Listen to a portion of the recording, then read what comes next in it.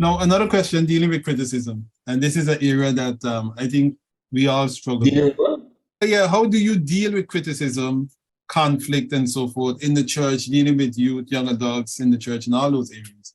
Because, of course, as a pastor, as a leader, decisions you make, criticism will come. How do you deal with that?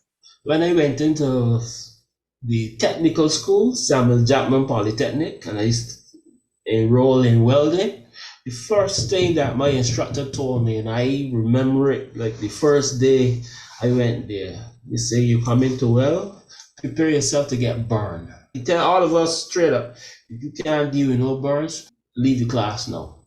And I think after being burned severely over the years, even when I was in class, we had the option of acetylene torch. We were doing welding. I was welding here, and a guy was welding next to me. It's a long table, and he had the rod in he had the torch in his hand, and he turned his hand to my working hand, and the skin was actually swinged off of my hand. I could have said, look, I'm done with this. The man told me to put some cream on it. And the next day I left from St. Lucie right up, going up St. Michael with the same burn on my hand. And they went back and do the same welding again. There were days when actually welding with a MIG wire welding, the sparks just come off like metal balls and they'll fall on your back, fall in between your thing and they're burning. And you get so accustomed to the burns, you try to maintain that hand so you don't mess up the weld. I understand. I look at criticism like that. People, you do get disagreements. You'll try to do it the godly way. Or even if I offend somebody and they will tell me, I am one to find out why and thing. But if I know that I wrong, I would say that I wrong and try not to cut any corners. I know I got a little quiet, rebellious way in me. I'm not the outspoken rebellious type, but I'm the kind of person like if you daddy tell me I don't agree with that, I can't be so if I talk to you 3-4 times and say, okay, all right, fine. I stay where I stay, you stay where you stay, and that's it. But trying to change that. We're dealing with people how they will say I don't like the way how I do this or how I do that. I try to ask them, show me a better way.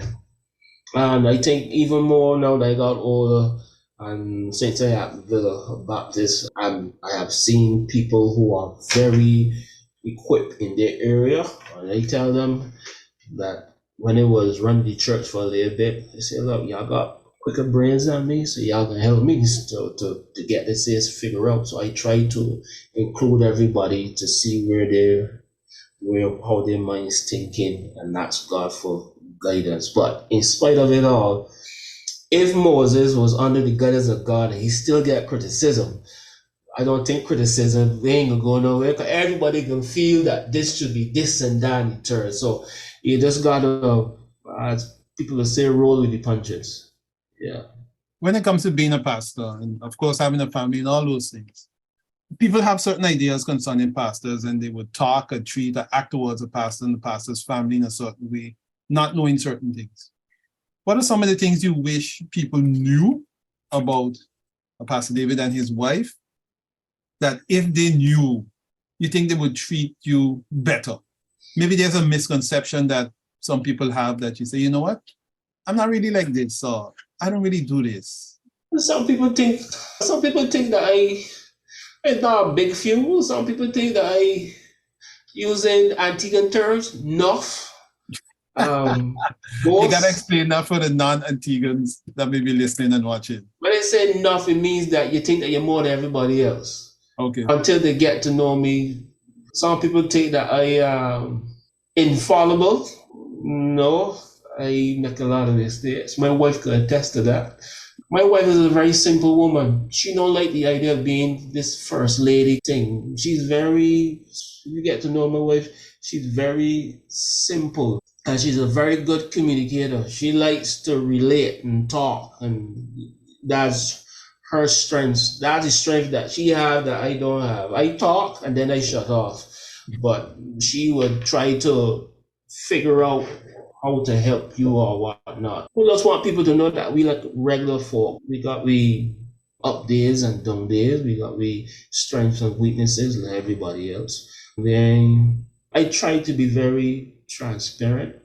Try not to be like, for instance, when I walk in Antigua on the road, you'll see me with flip-flops, short jeans. Sometimes I'll sit there somewhere. I went to say, Pastor, weighing on Pastor. Say, I look at that way. I don't think that I'm not saying that you should hide your profession, but just a regular person. That's what it is. Yeah. What are some of the goals and dreams you have for your ministry? To be the church that God wants. To be the pastor that lead a church how God wanted to be led. To be among a people that express true sincerity of fellowship and love. Because I believe if you have that, then it will flows the ministries that is needed. I don't think get ministries and then try to get people together. I think that you should try to build the community first, build the camaraderie. You might not get it 100%, but try to build the church as knit as possible. Then you get the ministries of that. I think the ministries will birth from out of that. It will come natural. It will come authentic. So when this have to do, it will not be a burden to do. They want to do it based off of the gifts that they had. I think I went through a series on Ephesians chapter 4.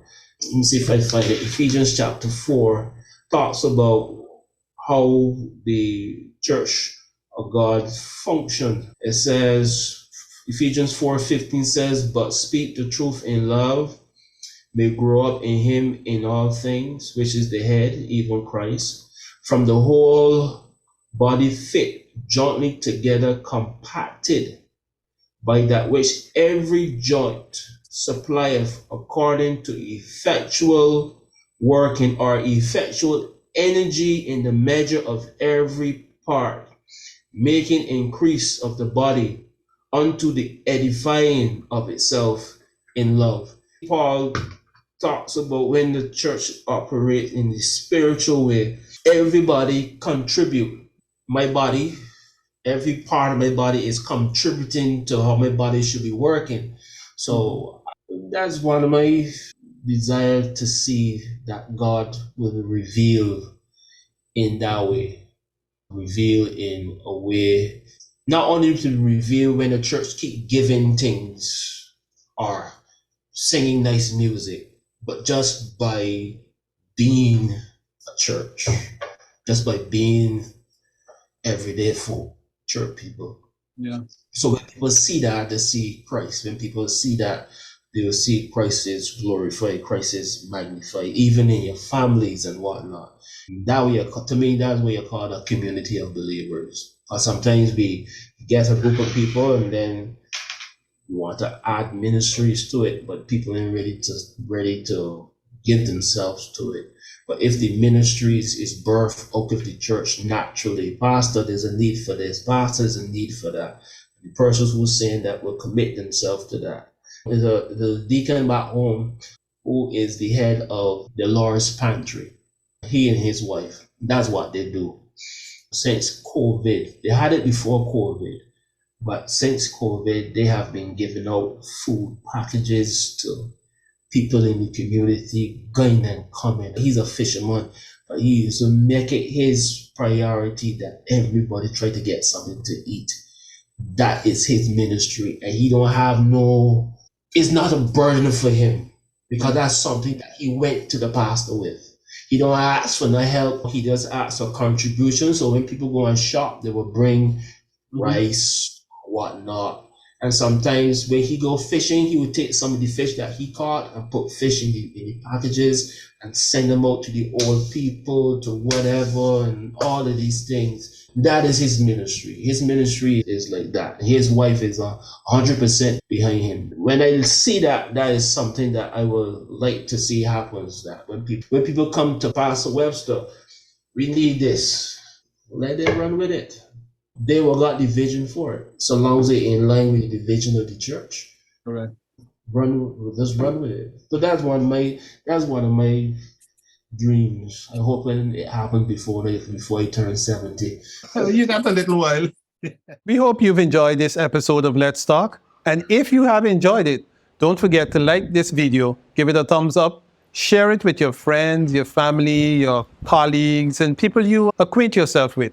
Let them know. If the message was good for you, it certainly would be good for others as well.